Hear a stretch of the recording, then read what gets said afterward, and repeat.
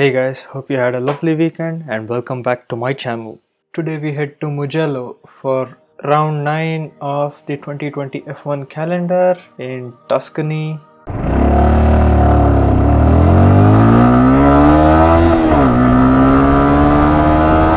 Even before we start talking about the weekend here, let's talk about things that are important before the race. We learned that Vettel is going to Racing Point to be rebranded as Aston Martin for next year, and this leaves Perez without a seat.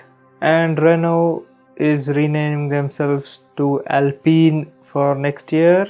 And this is Ferrari's 1000th Grand Prix in F1, so they had a special burgundy livery, which was quite cool. I quite like the shade of red on the Ferraris. And Valtteri Bottas had a good race weekend all the way up till qualifying, where he had all 3 sessions of the free practice. But once in qualifying, it was business as usual, where Lewis was on top, Valtteri comes second, and Max Verstappen coming third. And the Ferraris not having their best weekend, or neither did the Ferrari powered customer cars. Now coming to the race, this was a bit interesting because Mugello has not had an F1 race on it before. It has had MotoGP and other lower categories, but an F1 car never raced over here. But this is Ferrari's home track. This is a track owned by Ferrari, and they use it for testing and development of their road cars and to an extent their F1 cars, because they do get their media days and everything else. So the Ferrari boys had a bit of an edge because they had driven on this track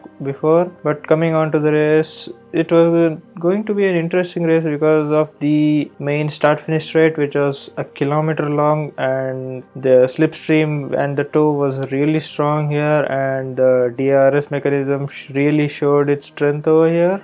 So I'm gonna cut this race into a couple of acts because that's easier to concentrate on each part. So act 1 will be the start, and Valtteri had a great start and he slipstreamed Lewis all the way to turn 1 and overtook him into turn 1. But even right before turn 2, there was an incident involving Kimi Raikkonen, Kevin Magnussen, Pierre Gasly and Verstappen, and Gasly were in the gravel trap, and while this was happening, Vettel got his front wing taken out by a spun out Sainz. One of the Racing Points spun out the Sainz, and while he was recovering, the front wing got out, so the safety car was called out. This was just 2 corners after the start of the race and a safety car already. Something in Italy makes F1 races so much entertaining. So now the safety car is in and the cars are being removed from the gravel trap, and this took about 9 laps. So this was working a lot well into the strategy of the drivers and making instead of a 2-stop race, making it more of a 1-stop race. But that never happened, but that's in the future and I'll come to that. So everything is cleaned up, the safety car is about to pull in, and boom, everything went off the rails on the start finish straight. So the thing that happened was Bottas and the front leading pack was still weaving about and going slowly, and Bottas took all the time till he went to the line because he was the leader, he could do that. But the back runners thought the green flags meant go and they gunned for it, and as soon as they came close to the slow pack, they braked and all hell broke loose. A lot of cars piled onto each other and it was a mayhem. And so basically we had another safety car called, and subsequently it was red flagged. Now I know what you're thinking. We just had 2 corners of racing in 9 or so laps, and we had a safety car and we had the second safety car, and subsequently we got the red flag as well. So in a total of 40 minutes of race time, we got 9 laps, and in this all the remaining cars pulled into the pits. In the first crash, we lost 2 cars. That was Max Verstappen and Pierre Gasly, a winner in the previous weekend, and he got out in this weekend, which was a bit of a bad luck. And Maxi, he was having engine issues from the start and he was dropping down a lot. So this wasn't the worst thing that had happened to him, and it saved a bit of an engine mileage for him. And in crash number 2, it was Giovinazzi, Sainz, Latifi and K-Mag again. all got taken out. So now we had 14 cars on the track. Now everyone's in the pits and we lose another one, being Ocon, who retired because of brake issues. Russell was behind him on the track and was on the radio saying there was fire coming out of the rear of Ocon's wheels. So yeah, I don't know if they couldn't repair it or if there was too much damage, but he also retired, so we had 13 left. So now coming to the restart, Valtteri was in prime position to grab P1 and he was in the first position, and Lewis was in P2, so Valtteri had to make it to the first corner ahead of Lewis, but that didn't happen because Lewis got a great slipstream behind Valtteri and overtook Valtteri, and that was that. And after this we thought it was a normal race. Leclerc was in a good position, he was really close to the podium, but the place didn't stay with him for long because Ferrari did not really have the power to fight against the other competitors, and he slowly started dropping and everybody started overtaking him quite easily. And from lap 10 to around lap 45, it was just a normal race, people fighting in the midfield. Leclerc was fed up of his tires and he pit on lap 22 for some hards, and in this normal segment Russell was faster than Vettel.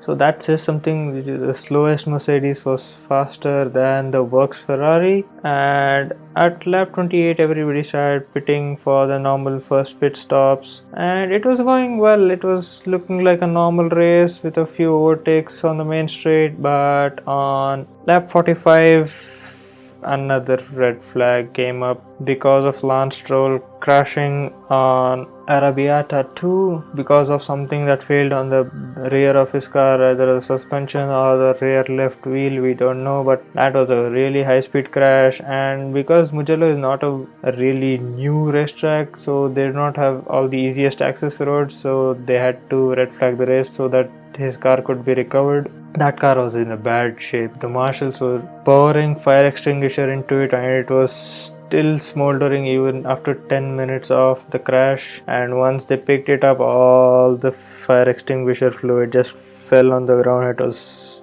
really bad, and yeah, I felt sorry for Lance. So this was red flag number 2. So let me recap. We had the safety car on lap 1, the red flag because of the main straight crash on lap 10, and now we got the safety car and red flag on lap 45. 3 safety cars, 2 red flags on the same race. Right after we just had another red flag in Monza.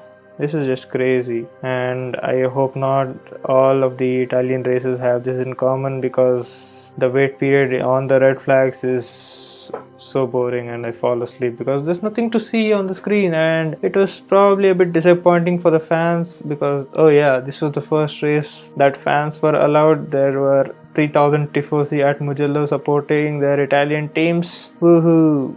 Great effort from the FIA and the race coordinators to allow people coming back to the races because the empty grandstands did not look the best.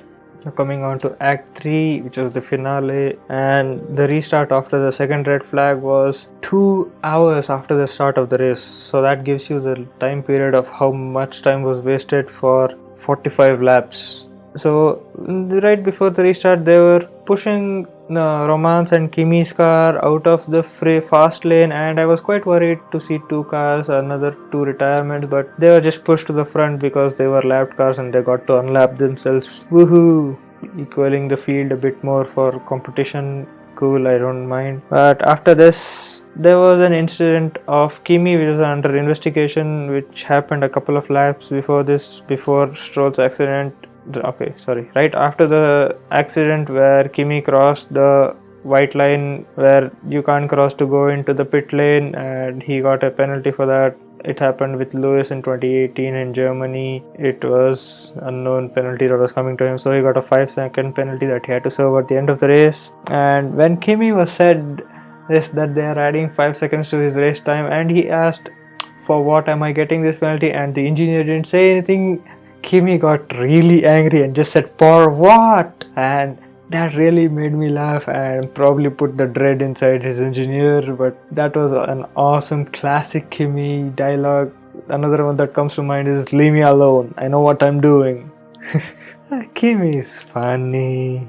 Okay, so the last 10 laps were really just a sprint to the end while maintaining the tire integrity. The Mercedes were having a scare of a sense because the front right was taking quite a beating and did not want to repeat a Silverstone again. So Ricciardo was in a good position at the restart, and at the restart Bottas had another chance to get at Lewis because he was in the second position and in the prime position where you can get a good slipstream and overtake, but this did not happen. And by turn 1 Ricciardo was in second. Damn, Ricciardo was such a close place for the podium, but alas, it wasn't in his car that he could bring it to P3.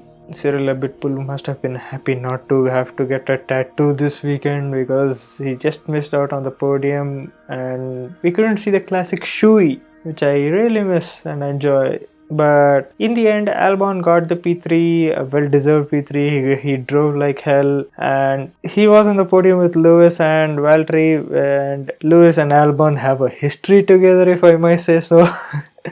Because the previous 2 times where Albon was in a podium position, it was because of Lewis that he got spun around and was out of the podium positions. So it was quite fun to watch this race. The red flag portions were quite boring, but Act 1 was really spicy. Act 2 was a normal race but with a few overtakes to keep it spicy and not so boring, and Act 3 was just flat out racing and just to see who can get the fastest lap. And Lewis got quite a big 55-point lead after the win and the fastest lap, and I think this was a grand slam for Lewis because he was P1 in quali, he led every lap and he got the fastest lap. But I really have to confirm this, and I'll let editor Danish to have it confirmed and put it on the screen somewhere, but that's nothing new here. And this also marks the 90th victory for Lewis and the 6th podium of this year where he was P1, and there were so many other records broken and I don't remember all of them off my head, but I'll try to have them listed on the screen. And Lewis said something interesting in the post-race interview where he said it was like 3 races in one day, and it was kind of true. There were 3 distinct arcs where there were distinct goals to meet, and George Russell was this close to get a points finish this weekend, but alas, you win some, you lose some, and he has to try again next week. And yeah, it was an interesting race and I really enjoyed this weekend. And we have a break next weekend, so let's see what I can come up with for next weekend's content. But that's it for today. I'm done for today. Hope you had a lovely weekend. Hope you are going to have a lovely week. If I missed any event on the race, comment it below. If you want to talk to me about any topic related to F1 and Moto, comment it below and let's have a conversation. If you like this video, give this video a like, get subscribed, ring the bell icon to never miss any of my videos. Stay home, stay safe, peace.